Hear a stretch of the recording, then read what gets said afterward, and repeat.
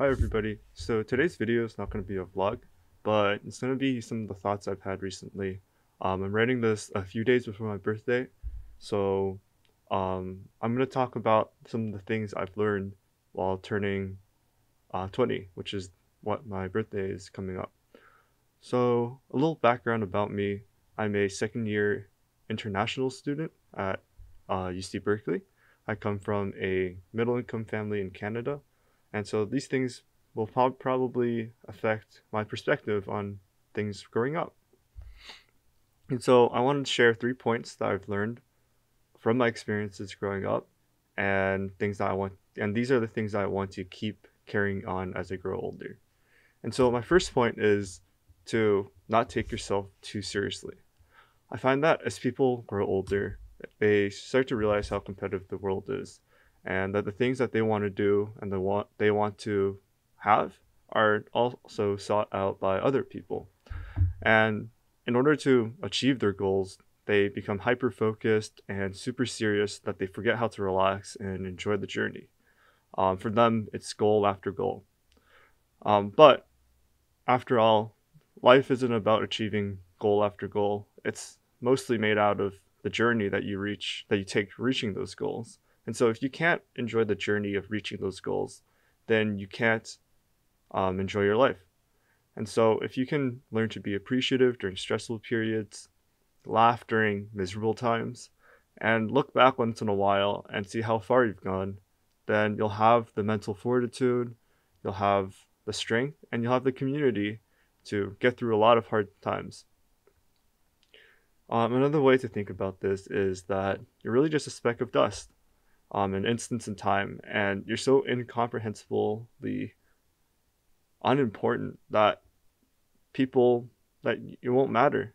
So that the only thing that you should value now is how far you've come with the support of the people around you, and to live your life in a way that you'd be okay if everything was to end tomorrow.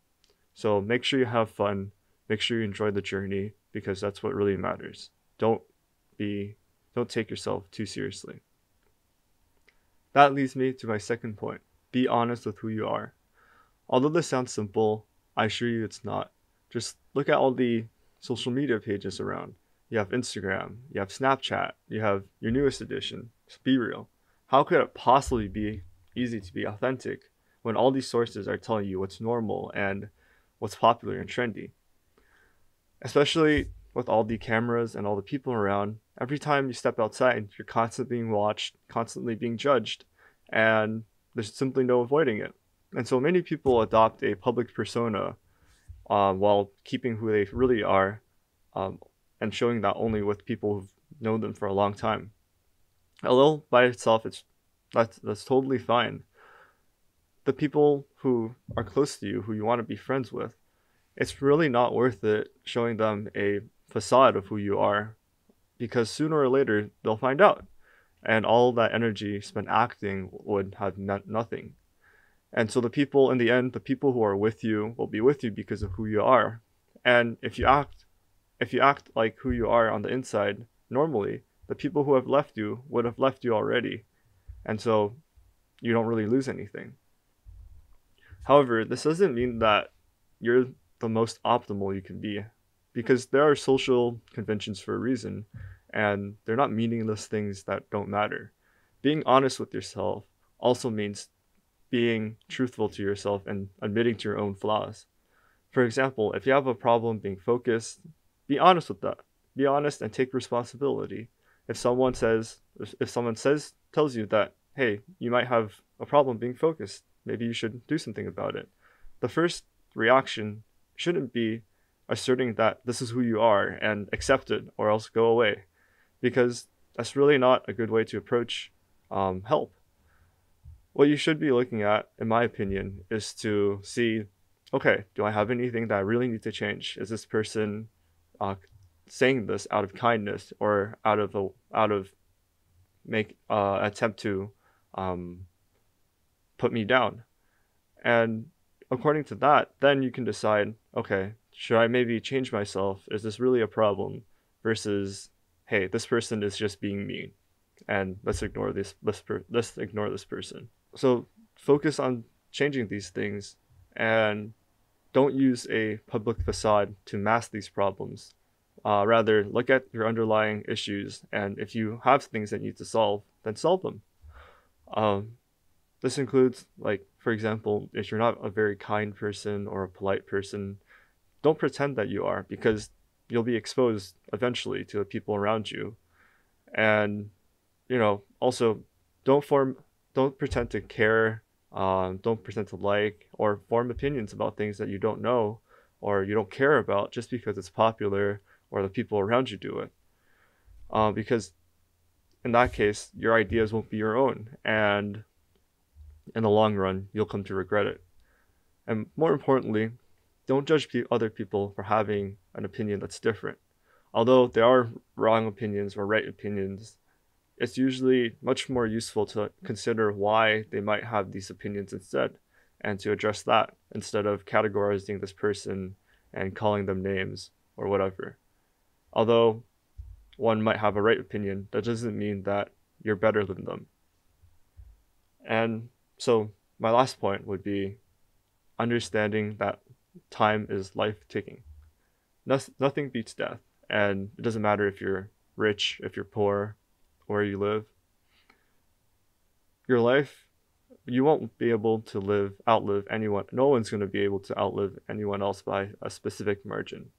And nothing is worse than living your life with no sense of direction, while knowing that it's going to, all of it's gonna end one day. My last point would be understand that time is life ticking. Nothing beats death. We all die, and that's the end of it. No one is going to outlive another person by a significant amount. Doesn't matter if you're rich, you're poor, or you live. We all live approximately a blink of an eye. So nothing's worse than having no sense of direction while knowing that your life will end one day. And although it might be hard to find something that you want to pursue with your life, like I know I was in high school, still now, I still don't really know what I want to pursue. And I'm sure lots of people feel that way as well. But it's much better to have a goal in mind and to chase after it and change it while you're in the middle than have nothing at all. So don't live your life wandering about all and being pulled apart by all the things that you can be, that you never actually become anything. And so spend your time wisely, because that's spending your life. Additionally to that, value the time that other people spend with you, because they are choosing to spend a portion of their life with you. This could mean valuing the time of your friends, your family, your pets, because none of them last forever, and you won't ever know when you'll see them again, or if something happens, or life is impermanent. And so make sure you do the most with them, when you have time with them. Don't sit and look at your phone or ignore them. Try to be there with them in the present. And I guess lastly, don't spend your time doing unfulfilling activities. Although this doesn't mean to not have fun, because as my first point says, don't take yourself too seriously. Do things that are fun but are fulfilling. There are also things that are fun and unfulfilling, and you'll know the difference when you're doing something and you think about, why am I doing this? Like, you feel hollow and empty inside. Then you'll know that you should be doing something different, and that's not the right place for you. And that kind of wraps up all my points. Although I'm sure I can speak much more about my experiences, and of course there's obviously so many more lessons I've learned, these are the three things that I feel like are the most valuable to me. And these are the three things that I hope that when I look back 10 years later, I can say that I've stuck by these rules. So if you haven't reached this age yet, I guess maybe this would have given you a new perspective. If you have reached this age, or you're older, maybe you have a different perspective. I'd love to hear it if you want to share. I love to learn about other people's opinions and perspectives, because I find that they help me understand people better. And so thank you for watching the video.